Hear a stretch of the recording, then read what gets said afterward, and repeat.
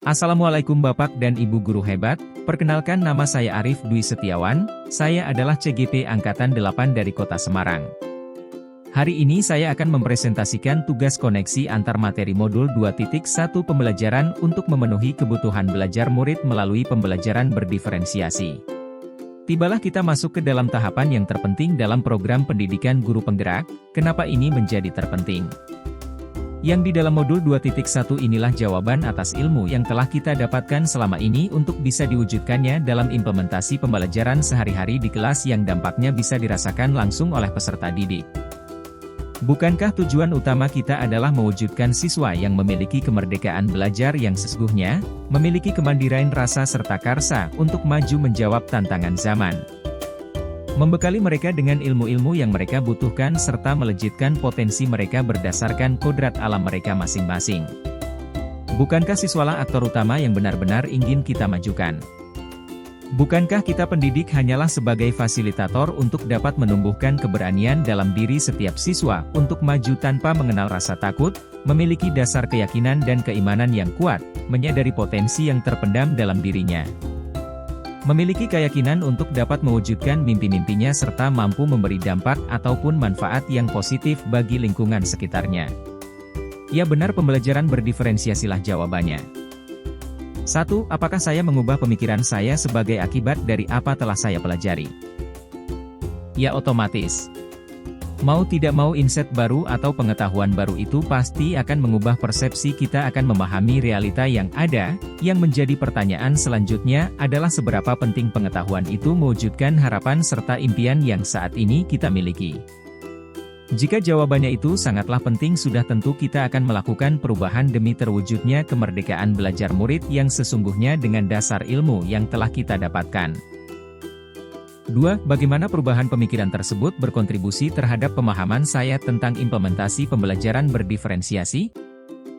Sangatlah berkontribusi. Bagaimana kita bisa mewujudkan perubahan sementara kita sendiri masih belum memiliki dasar pemikiran atau pemahaman tentangnya, apapun itu, pembelajaran berdiferensiasi dan sebagainya. Bukankah tindakan hanyalah buah dari dasar hasil pemikiran?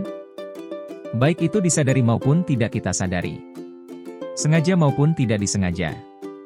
Dasar pemikiran adalah motivasi utama sebuah tindakan terjadi, terwujudnya perubahan. Untuk itulah betapa pentingnya kita memberikan tataran nilai yang positif bagi anak didik kita untuk bisa membantu mereka menatap masa depan dengan optimis. Memahami objektivitas masalah yang ada dengan dasar ilmu pemahaman berdasar sesuai fakta dan kenyataannya. Membentengi dan menuntun mereka berdasarkan iman dan takwa yang sebenar-benarnya. 3. Bagaimana saya tetap dapat bersikap positif walaupun banyak tantangan dalam penerapan pembelajaran berdiferensiasi ini?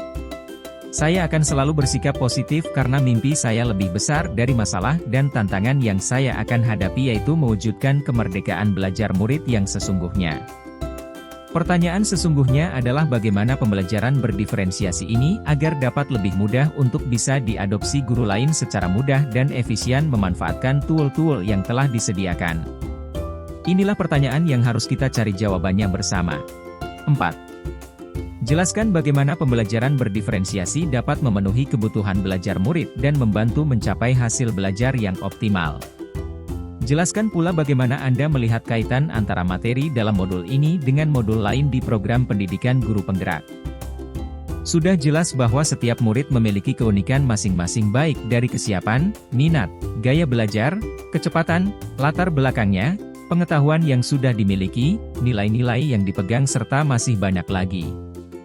Kita tidak mungkin bisa memberikan pembelajaran yang optimal apabila kita hanya menyamaratakan ilmu yang hendak kita berikan dengan cara yang sama semua, tanpa memperhatikan kondisi siswa yang sesungguhnya.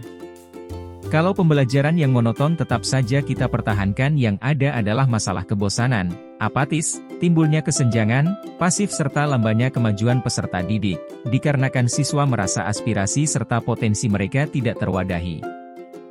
Dikarenakan juga pembelajaran hanyalah bersifat satu arah tanpa memperhatikan kebutuhan belajar murid yang sesungguhnya.